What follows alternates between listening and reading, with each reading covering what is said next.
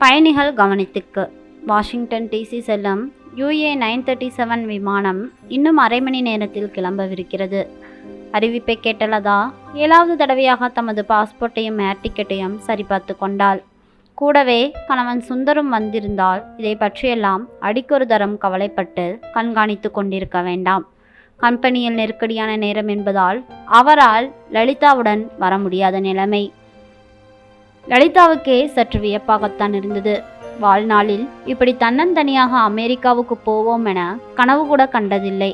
போன மாதம் திடுமென்று பரத் போன் செய்து சொன்ன செய்தியை கேட்டு இருவரும் மகிழ்ச்சியில் திக்குமுக்காடி போனார்கள். அப்பா, எனக்கு வர்ஜீனியாவில் வேலை கிடைச்சிருக்கு. அமெரிக்காவிலேயே 2வது பெரிய கம்பெனி, சம்பளம் நிறைய கொடுத்து காரும் கூடவே அப்பார்ட்மெண்ட்டும் தராங்க. ஸ்பீக்கர் போனில் அவன் பேசுவதை கேட்டு லலிதா அடைந்த சந்தோஷத்தில் திகைத்து போய் ஸ்தம்பித்து நின்றாள். அப்புறம் ஜெட் வேகத்தில் அமெரிக்காவுக்கு விசாவை வாங்கி டிக்கெட்டை வாங்கி இதோ புறப்படும் நேரமும் வந்தாகிவிட்டது.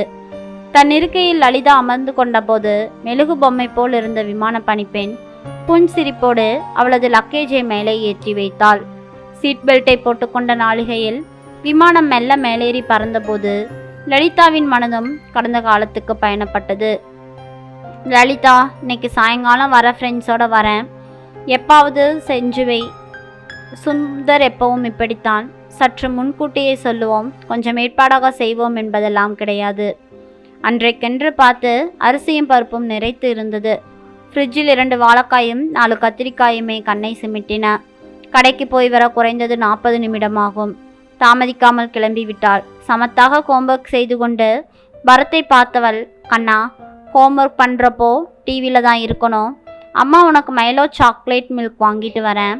உனக்கு சாப்பிட கேக்கு பிஸ்கெட் எல்லாம் வச்சுட்டு போகிறேன். நீ அமைதியாக இருக்கணும், சரியா? ஹோம்ஒர்க் செய்யும் மும்புறத்தில் தலையை ஆட்டிவிட்டான் பரத். படி இறங்கி ஒரு 10 அடி கூட தாண்டி இருக்க மாட்டாள். அம்மா, பயமாக இருக்கம்மா. பரத்தின் கதறல் அவளை கிடுகிடுங்க வைத்து விட்டது. அறக்க பறக்க ஓடி வந்தவளை இறுக கட்டி கொண்டான் பரத். தனியே இருக்க பயந்து அவன் போட்ட சத்தத்தில் அண்டை வீடுகளில் எல்லாம் மிரட்சியுடன் முகங்கள் தென்பட்டன. ஏக கடுப்பாகி போனாள் லலிதா. சுல்லென அவன் முதுகில் ஒன்று வைத்தவள், வந்து தொலை, சீக்கிரம் நடக்கணும். மொல்ல வந்தினா மொத்துதான். சுந்தர் வருவதற்குள் சமைத்து முடித்து வீட்டை நோக்கணுமே என்ற கவலை மேலிட நடந்தாள். அதன் பிறகு எந்த ஒரு சந்தர்ப்பத்திலும் பரத்தை தனியாக விட்டு போனதே இல்லை. கங்காரு தன் குட்டியை வயிற்றில் கட்டி கொண்டு போவது மாதிரி தான் எல்லா இடங்களுக்கும் பரத்தோடு தான் போவாள்.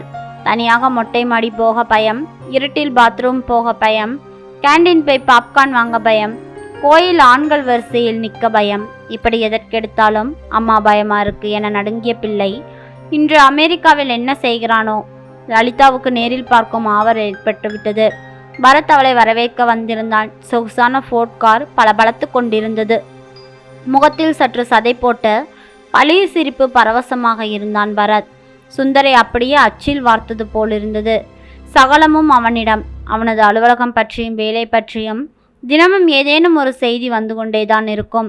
அனாவசியமாக அவன் டிரைவ் செய்வதும் கை சொடுக்கும் நேரத்தில் மேப்பை வைத்து கொண்டு குறிப்பிட்ட இடத்துக்கு போவதும் லலிதாவை மேலும் வியப்பில் ஆழ்த்தின. ஒவ்வொரு வாரமும் ஒவ்வொரு இடமென சுற்றி வந்த நாட்களில் பறந்து கொண்டிருந்தன. இன்னும் 10 நாட்களில் இந்தியாவுக்கு கிளப்பணும் என்ற எண்ணமே அவளுக்கு வேதனை தருவதாக இருந்தது. அம்மா, ரெடியாக இரு, இன்னைக்கு வெள்ளிக்கிழமையாச்சே. உன்னை ஹாத்வானி சென்டரில் இருக்கிற ஒரு கோயிலுக்கு கூட்டியாண்டு போகிறேன்.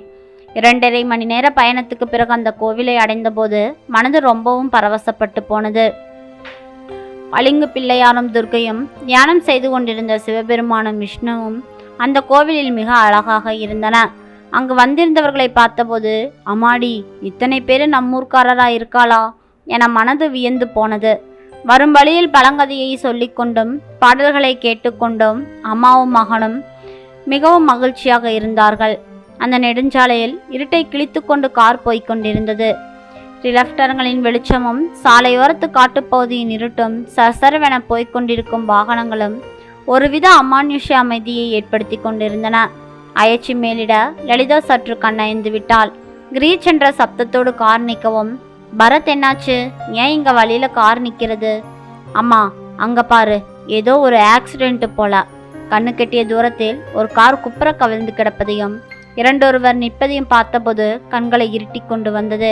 என்னடா பரத், இது உனக்கு ஒன்றும் இல்லையே? அந்த காரை மோதிட்டியா?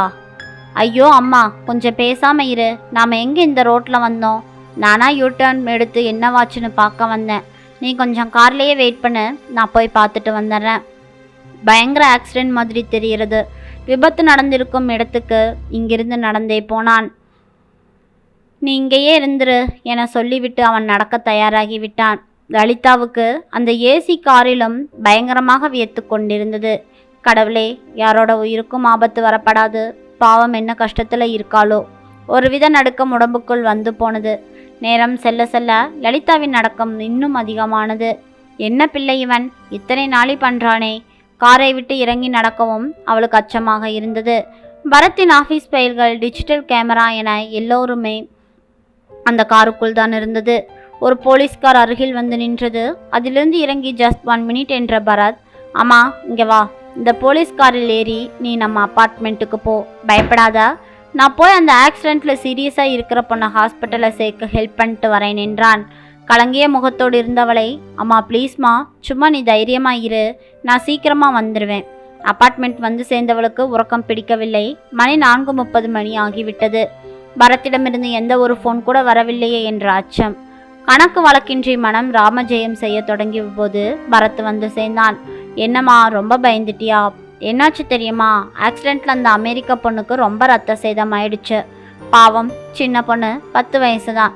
பிளட் குரூப் வேற ரொம்ப ரேர், ஓ பாசிட்டிவ். நல்ல வேலை, என்னோடதும் அதுதான். அதனால் எல்லாம் ஈஸியாக முடிந்தது. இப்போ that girl is a danger. Bharath சொல்லவும் அவளுக்கு வார்த்தைகளே எழவில்லை.